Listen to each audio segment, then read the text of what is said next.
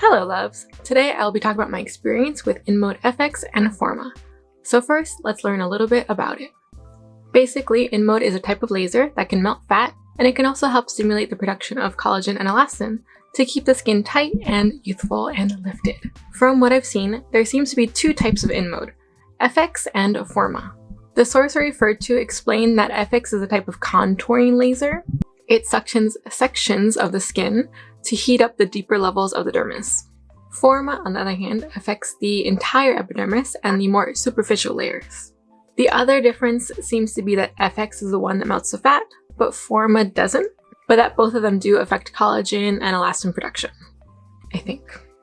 So far, I've only seen clinics offer FX alone or FX plus Forma, but I haven't seen a clinic yet that does only Forma. And I don't know why that is. The doctor in the video I referred to seemed to recommend this for people with excess fat, keyword being excess, or people with really thick skin who might not have experienced results with other lifting treatments. They say that one treatment should have some results, but you should do it once a month for 3 months, and that the results should last up to a year. I'm going to personally add that if you are younger, I would not recommend this treatment because, for one, you guys are not losing collagen yet, and two, part of looking youthful is having some fat in the face. As you age, you start losing this fat in your face. So you don't want to go overboard with this kind of treatment and end up being counterproductive and losing too much fat.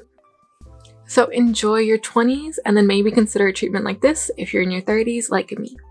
I only went for one session of InMode FX plus Forma at Abiju, and at the time it cost a little bit less, but I think for right now, that kind of package goes for 220,000 won before taxes. My experience was, how should I put this, not very fun, and I don't blame the clinic for this at all. So for example, during the FX portion, which is the suctioning and melting of the fat portion, I really wanted to contour my jaw, so they focused on that a lot. But the problem is, as you can see, I don't have that much fat in my jaw. So for them to grab at it and suction it, I had to end up doing this double chin kind of face, which was both embarrassing and awkward for me. But I will say that that part was completely painless, and the Forma part also didn't feel anything. It just felt like a lot of heat to me, but not a burning sensation, just a very warm sensation. But after both parts, I ended up looking in the mirror afterwards and I looked kind of crazy. I was warned that there was some bruising, but I did not expect it to be so severe.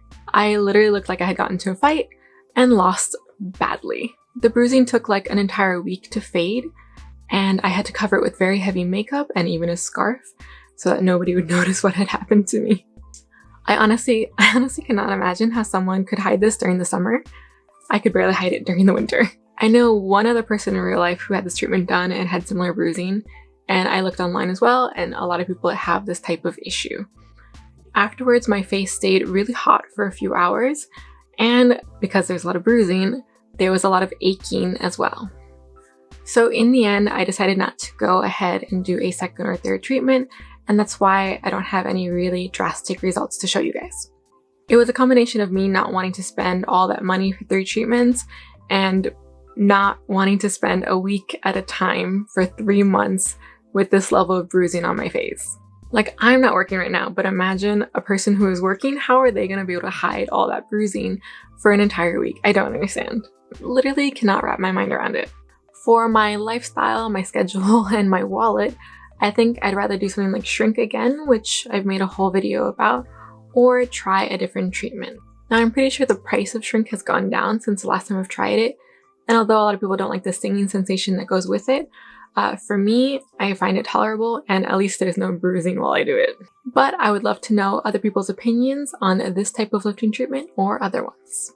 And that's it for now. So if you enjoyed this video, please like, comment, and subscribe to get another taste of Beauty Bop.